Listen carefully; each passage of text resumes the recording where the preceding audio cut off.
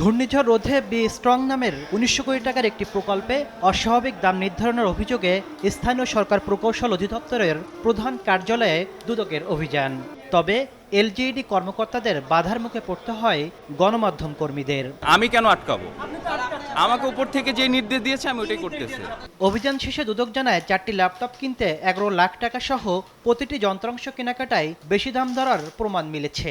ল্যাপটপের দামটা একটু অস্বাভাবিক মনে হয়েছে, ল্যাপটপ কম্পিউটার বা প্লাস আরও কিছু এগুলোর আমরা আসলে বলতে পারবো মোটরসাইকেল, এরকম বিভিন্ন বিষয় আছে। এলজিইডিতে দুর্নীতি বিরোধী চলমান অভিযানের ভিত্তিতে পরবর্তীতে ব্যবস্থা নেওয়া হবে বলে জানান মহাপরিচালক। এনফোর্সমেন্ট অভিযান শেষে আমাদের সম্মানিত জেলা কার্যালয় এবং প্রধান কার্যালয়ের টিম তারা প্রতিবেদন দাখিল করবেন। সেই প্রতিবেদনের আলোকে পরবর্তী আইনানুগ ব্যবস্থা নেওয়া হবে।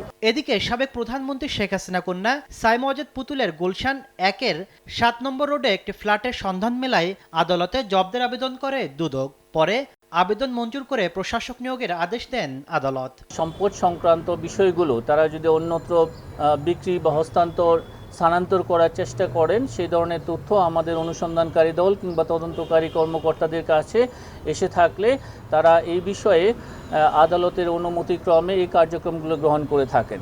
মামলা হয়েছে সাবেক মুক্তিযুদ্ধ বিষয়ক মন্ত্রী মোজাম্মেল হকের বিরুদ্ধে। তার বিরুদ্ধে ১০ কোটি টাকার বেশি অবৈধ সম্পদ ও ৮ কোটি টাকার সন্দেহজনক লেনদেনের অভিযোগ আনা হয়েছে।